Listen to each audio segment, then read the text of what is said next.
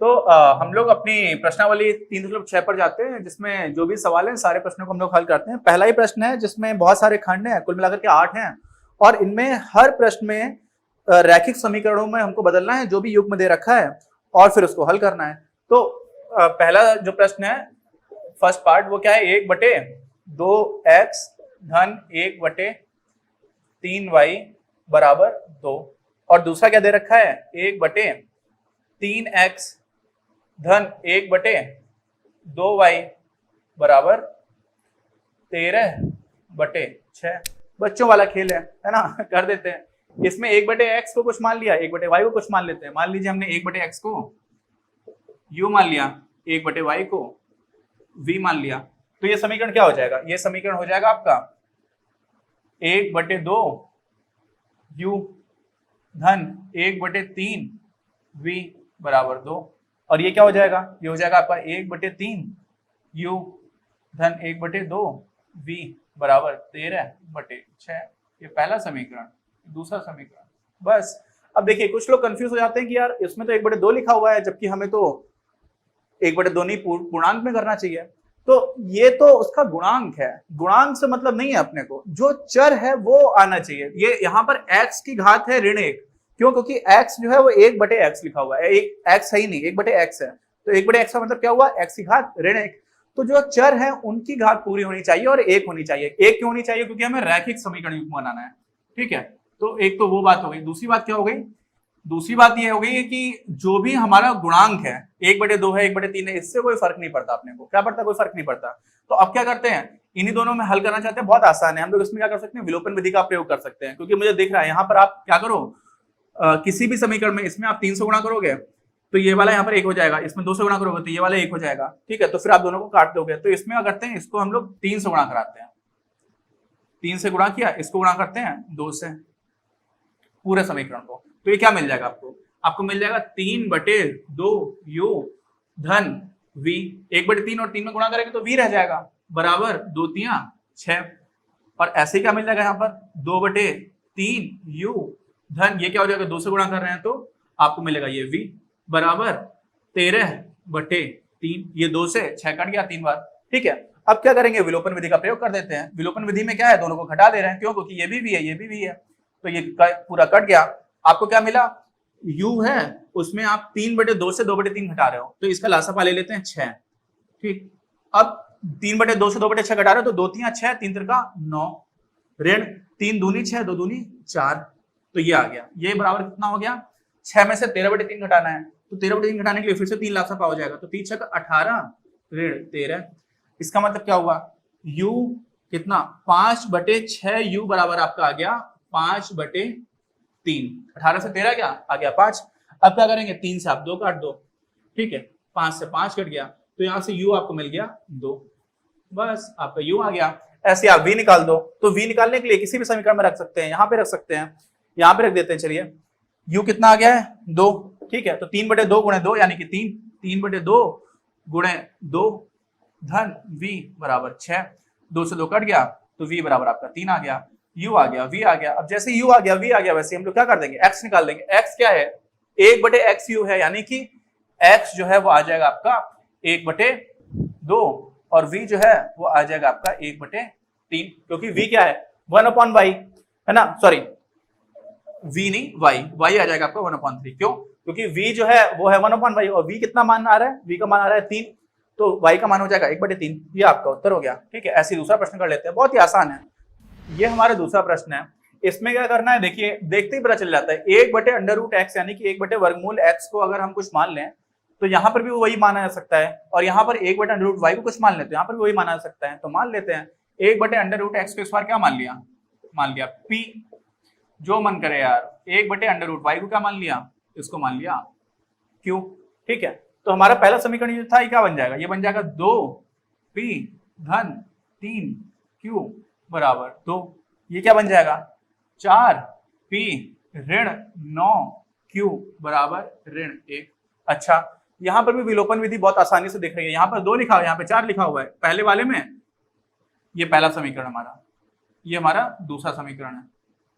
पहले समीकरण में क्या करते हैं, 2 से गुणा कर देते हैं, तो क्या मिल जाएगा आपको, 4p धन 6q बराबर 4। ये आपका पहला समीकरण है। आपको क्या मिल गया दूसरा, 4p ऋण 9q बराबर ऋण 1। ये दूसरा समीकरण। दोनों को हमने क्या किया, जोड़ दिया। अब जोड़ेंगे नहीं, सॉरी, यहाँ पर भी 4p, यहाँ पर भी 4p है, तो विलोपन विधि में क्या करना होता है, गायब करना होता है किसी को। गायब करने के लिए क्या करेंगे, घटा देंगे। यहाँ पर अगर ये ऋण 4p होता तो जोड़ देते हैं। अब ये ऋण हो गया, ये धन हो गया, और ये ऋण है तो ये धन हो जाएगा। ये तो कट गया आपका। ये क्या आ गया, 6 और 9 15q। 15q बराबर क्या आ गया, 4 में 1 जोड़ेंगे तो 5 आ जाएगा। तो यहां से आपको क्या मिल गया, यहां से आपको q मिल गया 1/3। ठीक, और ऐसे ही p का मान निकाल देते हैं। तो p का मान किसी भी समीकरण में रख दीजिए, पहले वाले समीकरण में रख देते हैं। तो 2p और q का मान, सारे q का मान हम लोग निकाला हुआ है, तो q का मान क्या है, 1/3 है, तो 3q क्या हो जाएगा, 1 हो जाएगा। 3 गुणा 1/3 1 हो जाएगा। ये बराबर है आपका 2।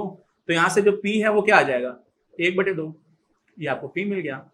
लेकिन अपने को p और q तो निकालना नहीं है, हमें तो p और q दे ही नहीं रखा है ना। p और q तो हमने मान लिया किसी चीज को, तो उसके लिए क्या करेंगे, 1/√x जो है वो p के बराबर है। तो 1/√x किसके बराबर है, p के बराबर। और p का मान क्या निकल के आ चुका है, 1/2।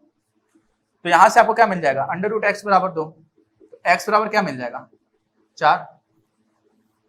ठीक, और ऐसे ही 1/√y बराबर क्या था, q, और q का मान क्या निकल के आया था, देखो q का मान आया था 1/3, तो 1/3 कर दिया।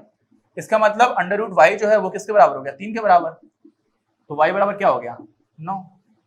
बस हो गया हमारा प्रश्न। अगला प्रश्न करते हैं। ये रहा हमारा तीसरा प्रश्न, और इसमें थोड़ा सा इंटरेस्टिंग है। इसमें हमें सिर्फ एक ऐसा चर है जो रैखिक नहीं है, 1/x। अगर 1/x को हम लोग कुछ मान लें, u मान लें, p मान लें, कोई भी दूसरा चर मान लें, तो फिर वास्तव में दूसरे वाले में हमें कुछ करने की जरूरत नहीं है। क्यों, वो तो ऑलरेडी रैखिक है। रैखिक का मतलब उस चर की घात 1 होनी चाहिए, और वो तो यहाँ पर ऑलरेडी है।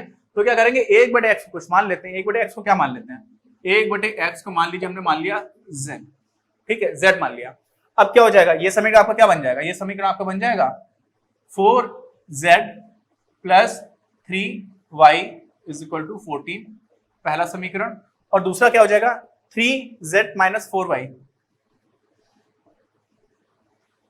= 23। ये हो गया आपका दूसरा।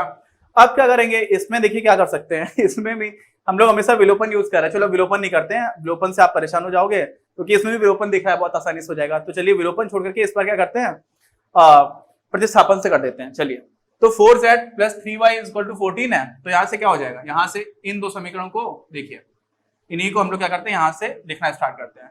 तो 4z = हो जाएगा 14 - 3y। ठीक है, यानी कि z बराबर क्या हो जाएगा, 14 ऋण 3y/4 हो गया। ठीक, अब क्या हुआ, इसी मान को हम लोग प्रतिस्थापित कर देंगे दूसरे समीकरण में z के। तो z का ये मान दूसरे में प्रतिस्थापित करेंगे तो क्या मिलेगा, 3। इसको चलिए कुछ नाम देते हैं, ये समीकरण। अब 3 z है, z की जगह रख देंगे ये। तो ये क्या है आपका, 14 ऋण 3y/4 ऋण 4y = 23। यही तो है। पूरे समीकरण में 4 से गुणा कर देते हैं, इधर भी 4 से, इधर भी 4 से, इधर भी 4 से। ठीक, तो क्या हो जाएगा, ये तो वाले 4 और ऊपर जो 4 से गुणा करेंगे वो कट जाएगा। तो 3 14 42 ऋण 9y ऋण, अब इसमें 4 से गुणा करना है, याद रखिएगा। यहाँ पर भी 4 से किया था, लेकिन बटे 4 था तो 4 और 4 कट गया था। यहाँ पर तो ऐसा कुछ है नहीं, तो ये हो जाएगा 16y और 23 चौकू 92। तो 16 और 9 यानी कि 25y इधर आ गया, और 92 को आप इधर ले आएंगे तो क्या हो जाएगा, 42 से आप 92 घटा रहे हैं तो आपको मिलेगा ऋण 50। ठीक है, तो यहाँ से y आपको मिल जाएगा ऋण 2। y आपका मान आ गया। x का मान निकालने के लिए क्या करेंगे, x तो है ही नहीं, z है हमारे पास। तो z का मान निकालने के लिए आपने निकाल रखा है प्रतिस्थापन में 14 - 3y/4। तो 14 - 3y, y की जगह क्या रखेंगे, ऋण 2/4। तो ये क्या हो जाएगा, 14 ऋण और ऋण धन हो जाएगा, तो 3 दूनी 6/4। इसका मतलब z बराबर क्या हो गया, 14 और 6 क्या हो गया, 20। 20 4 से भाग दोगे तो क्या मिलेगा, 5। तो z आपका 5 आ गया। लेकिन आपको z थोड़ी निकालना था, आपको तो क्या निकालना है, आपको तो x निकालना है, और 1/x z के बराबर है। तो 1/x बराबर है z, और z बराबर है 5 के। तो x बराबर क्या हो जाएगा, 1/5 हो गया। 3 प्रश्न हो गए। एक और प्रश्न कर लेते हैं, आगे के प्रश्न अगले वीडियो में करेंगे। ठीक है, ये रहा हमारा अगला प्रश्न, है ना। इसमें भी हमें बड़े आसानी से दिख रहा है, 1/x-1 को कुछ मान लें, 1/y-2 को कुछ मान लें, कुछ मतलब कोई अचर नहीं, चर, ठीक। तो 1/x-1 को मान लीजिए, आपने मान लिया क्या, p मान लेते हैं फिर से, 1/y-2 को क्या मान लेते हैं, q मान लेते हैं, ठीक। तो हमारा पहला समीकरण क्या हो जाएगा, ये वाला समीकरण क्या हो जाएगा, देखिए ये हो जाएगा आपका 5p + q, 1 × q मतलब q बराबर 2, ये पहला समीकरण है। दूसरा क्या हो जाएगा, 6p - 3q बराबर 1, दूसरा हो जाएगा। इसमें भी विलोपन लगा देते हैं, विलोपन क्यों, क्योंकि आसानी से दिख रहा है, यहाँ पे देखो 3 से गुणा करोगे, फिर दोनों को जोड़ दोगे तो ये -3q और ये -3q कट जाएगा, तो आराम से हमें उत्तर मिल जाएगा। इसलिए पहले समीकरण में क्या कर देते हैं, 3 से गुणा, तो क्या मिलेगा आपको मिलेगा 15p - 3q बराबर 6, ये पहला समीकरण है। दूसरा क्या मिल जाएगा, 6p - 3q बराबर 1, ये दूसरा समीकरण है। दोनों को आपने जोड़ दिया, ये कट जाएगा, ये क्या हो जाएगा, 21p बराबर 7। इसका मतलब p बराबर 7/21, 7/21 मतलब क्या हुआ बताओ यार, 1/3। बस उत्तर आ गया हमारा। उत्तर आ गया, नहीं आ गया, क्योंकि हमारी ओरिजिनल इक्वेशन में p और q नहीं है राजा बाबू, समझो, है ना, वही चीज बार बार। अब p आ गया है तो हम q निकाल सकते हैं। q क्या है हमारा, q निकालने के लिए हम लोग कोई भी समीकरण यूज कर रहे थे, पहला ही समीकरण यूज कर लेते हैं। तो 5 × p का मान कितना है, 1/3 धन q, ये 2 के बराबर है, तो इसका मतलब q बराबर क्या हो जाएगा, q बराबर हो जाएगा 2 ऋण 5/3, इसका मतलब हो गया 1/3। तो q आपको क्या मिल गया, q मिल गया आपको 1/3, ठीक। p मिल गया, q मिल गया, लेकिन हमें तो x और y पता करना है यार, और 1/x-1 है p के बराबर, और p का मान क्या है, देखो यहां से देखो, उल्टा करते हैं, p का मान क्या है 1/3। तो यहां से आप क्या कर सकते हो, यहां से आपको मिल जाएगा x ऋण 1 बराबर 3 है, तो x बराबर हो गया 4, ठीक। ऐसे ही q का मान क्या है, q का मान आया 1/3, और q है क्या वास्तव में, ये है बराबर आपका 1/3 के, तो यहां से आपको मिल जाएगा y ऋण 2 बराबर 3, तो y बराबर आ गया 5। तो x है आपका 4 और y है आपका 5, ठीक।